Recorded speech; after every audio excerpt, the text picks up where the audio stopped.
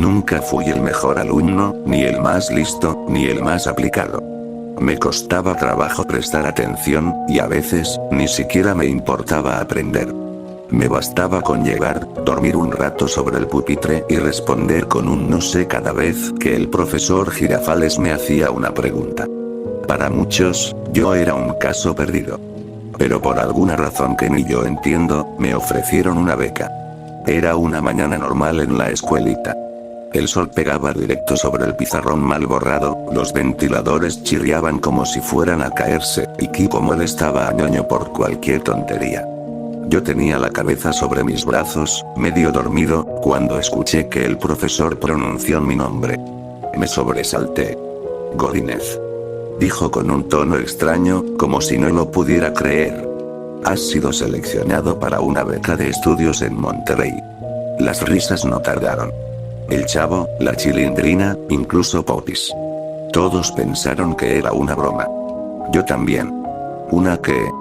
Pregunté, incrédulo. Una beca, Godínez. Un reconocimiento para estudiantes de escasos recursos que muestran potencial. Dijo, casi forzando la palabra. No entendía nada. Yo. Potencial. Pero no quise hacer muchas preguntas. Al llegar a casa, mi madre lloró de la emoción. Dijo que Dios por fin me estaba dando una oportunidad. Aprovecha esto, mijito, me decía mientras planchaba la única camisa decente que tenía. Fue la primera vez que me sentí importante. Que sentí que servía para algo. Esa noche, cuando vi a don Ramón fumando en el patio, me acerqué y le conté. Me palmeó el hombro con una sonrisa rota. Haz lo que yo no pude, muchacho. Me dijo. Sal de aquí. Esa frase me marcó. 2 semanas después, ya estaba en un autobús rumbo a Monterrey. Llevaba una maleta con 2 mudas de ropa, un cuaderno casi nuevo, y la esperanza de que todo cambiaría. Pero no tardé en darme cuenta de que la vida fuera de la vecindad era todo, menos justa. Los primeros días en el nuevo instituto fueron confusos. Los demás estudiantes hablaban con palabras raras, algunos tenían carros, laptops, y una manera de mirarte que te hacía sentir como basura. Yo trataba de mantenerme firme, pero el peso de ser el pobre becado me acompañaba como una sombra. Me sentía sucio, torpe, invisible. A veces me reía solo para disimular el dolor. Comía solo. Dormía en un cuarto compartido con otros 3 muchachos que me ignoraban o me hacían bromas pesadas. Uno de ellos, Martín, era particularmente cruel. Una vez me escondió los zapatos, y tuve que ir descalzo a clase. Otra vez, me tiró la comida al suelo y me dijo. Límpialo, gato. Pero yo aguantaba. Porque pensaba que, si lo soportaba todo, al final sería alguien. Me convertí en un fantasma dentro del campus, invisible a los ojos de los profesores, y blanco fácil para las burlas. A veces soñaba con la vecindad, con los gritos del Chavo, con las cachetadas de doña Florinda, y hasta con las carcajadas de Ñoño. Me despertaba llorando. Un día, saliendo de la universidad, tomé una calle equivocada. Me metí en una colonia oscura, sucia, llena de perros flacos y miradas hostiles. Ahí me robaron por primera vez. Me quitaron la mochila, mis cuadernos, mi celular, incluso los zapatos. Me golpearon. Me escupieron. Me llamaron escoria. Regresé al cuarto ensangrentado, con los pies llenos de tierra y vidrio. Nadie preguntó nada. Nadie se preocupó. Me encerré en el baño y lloré como nunca lo había hecho. Sentado en el suelo frío, solo pude pensar en lo estúpido que fui al creer que podía cambiar mi destino. Desde entonces, algo dentro de mí se rompió. Con el tiempo, la beca no alcanzaba. Dejé de comer 3 veces al día. Me dolía el estómago de hambre, pero prefería comprar libros antes que comida. A veces robaba manzanas de la tiendita del campus. O me metía a los comedores de otros edificios, rezando para que nadie notara que no era de ahí.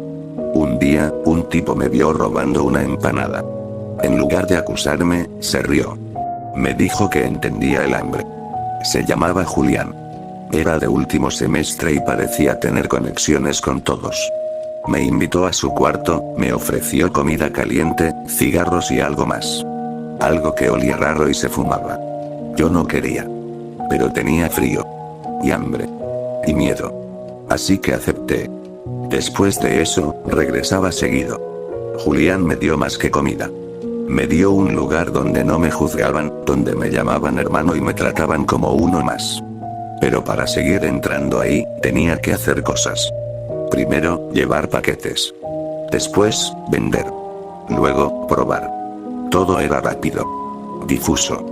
Una mezcla de risas falsas, luces de neón y voces distorsionadas. Poco a poco, dejé de ir a clases.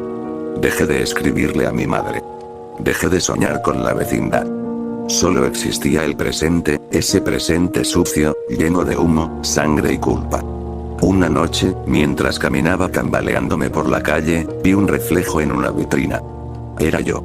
Flaco, con ojeras negras, los labios partidos y las manos temblorosas.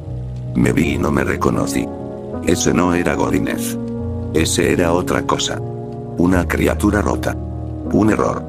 Me senté en la banqueta y lloré. No por el frío, ni por el hambre. Lloré por mí. Por lo que fui. Por lo que soñé. Por lo que perdí. Y aún no sabía que lo peor estaba por venir. No sé exactamente cuándo toqué fondo. No hubo una fecha, ni un momento claro. Fue más bien una lenta caída, un descenso tan gradual que cuando me di cuenta, ya estaba demasiado hundido como para ver la luz.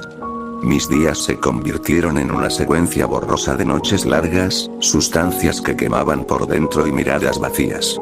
Ya no dormía. Ya no comía.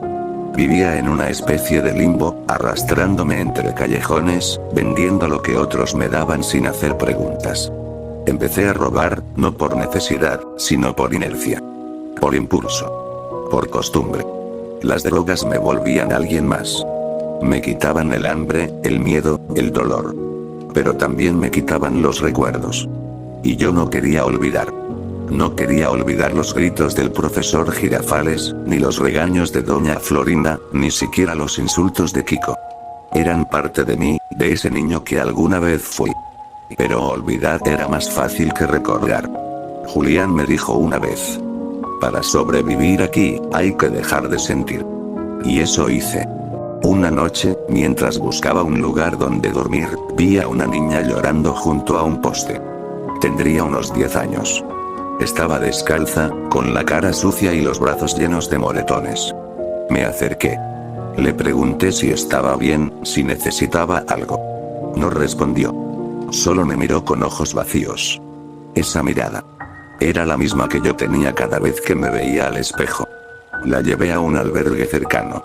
Me dijeron que era hija de una mujer asesinada por una deuda de drogas. Que nadie sabía su nombre real. Me fui de ahí con un nudo en la garganta. Esa niña. Era yo. Era todos los que habían caído sin que nadie los recogiera. Esa noche soñé con la vecindad. Pero algo estaba mal. Estaba vacía. Las puertas estaban abiertas, y había un eco que rebotaba en las paredes. Caminé hasta el barril del chavo. Estaba lleno de sangre. Me desperté empapado en sudor. Días después, Julián me mandó a cobrar una deuda. Me dio una pistola oxidada. Me dijo que no la usara, a menos que fuera necesario. El tipo vivía en una azotea. Subí con el corazón latiendo en los oídos. Cuando toqué la puerta, salió un hombre de unos 40, flaco, con la cara cubierta de cicatrices. Me miró con desprecio. ¿Eres el mensajero del puerco ese? Me escupió. Dile que no le pienso dar nada. Me empujó. Tropecé con una maceta rota. Sentí como el metal frío de la pistola chocaba con mi costilla. Todo fue muy rápido. Un disparo. Un grito. Silencio. El hombre cayó de rodillas. Luego de espaldas. Sangre en el suelo. En mis manos. En mis uñas. Lo maté. No fue por defensa. No fue por miedo. Fue por odio. Por rabia acumulada. Por todo lo que me habían hecho. Corrí. Me metí en un baño público y vomité hasta que no salió nada más que bilis y lágrimas. Me miré en el espejo. Ya no lloraba. Ya no temblaba. Solo existía ese vacío, esa ausencia de todo. Julián me felicitó. Dijo que ahora era uno de verdad. Me ofreció más dinero, más poder, más droga. Pero algo en mí se había roto del todo. Pasaron semanas o meses. Perdí la noción del tiempo. Empecé a vivir en un cuartucho lleno de ratas, sin ventanas, con un colchón lleno de hongos. Tenía una caja con cuchillas oxidadas. A veces las pasaba por mis brazos, sin fuerza, solo por sentir algo. Por recordar que seguía vivo. Un día, recibí una carta. Venía arrugada, manchada. Era de mi madre. Mi niño. No sé si aún estás en Monterrey. No sé si estás bien. Me duele no tener noticias tuyas. No sé si hice mal en dejarte ir. Pero quiero que sepas que te amo, y que aquí tienes un hogar. Vuelve, hijo. Solo vuelve. La leí 1000 veces. La arrugué. La besé. La quemé. No podía volver. No después de todo lo que había hecho. Una madrugada, encontré a Julián muerto. Le habían metido un machete en el estómago y le arrancaron los ojos. Dicen que fue por venganza. O por traición. O por nada.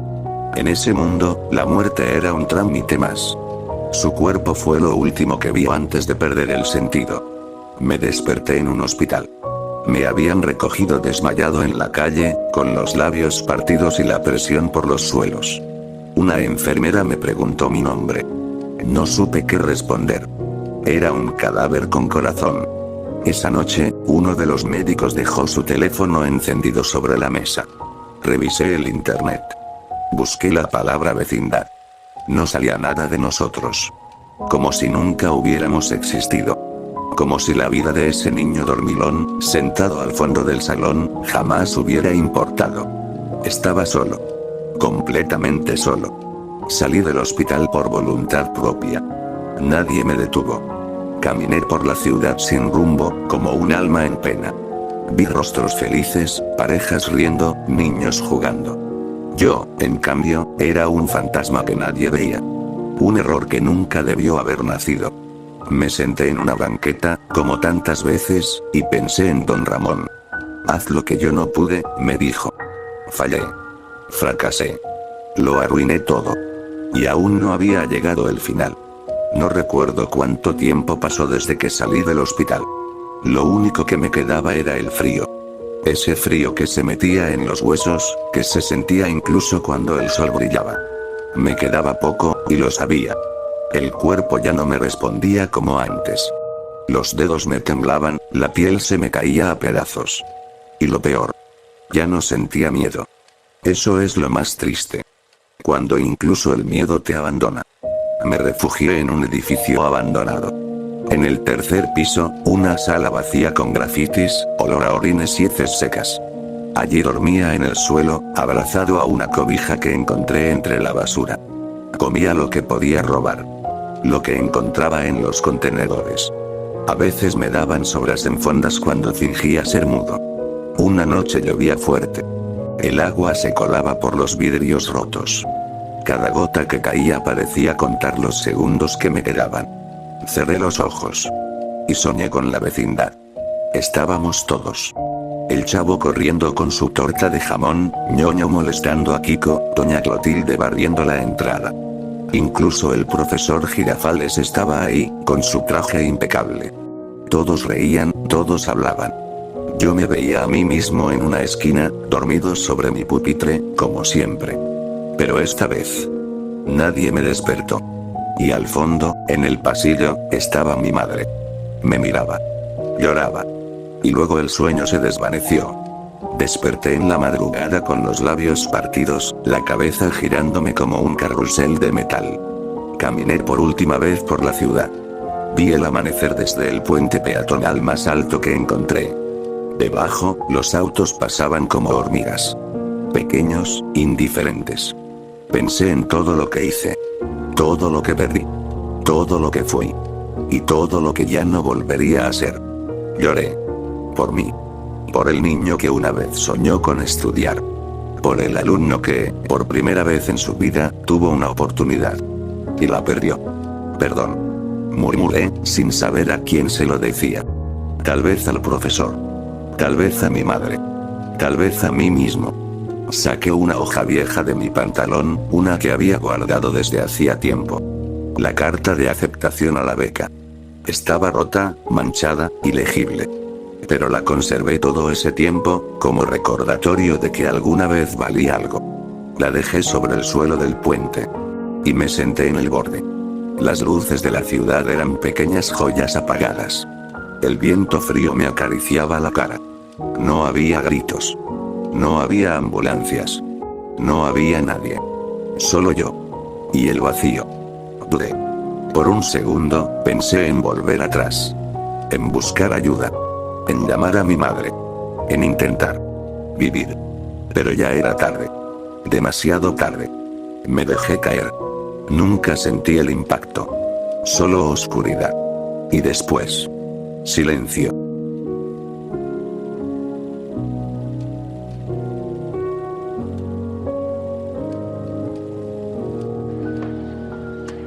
¡Toma! No te doy otra nomás porque presta para que te... ¡Ah!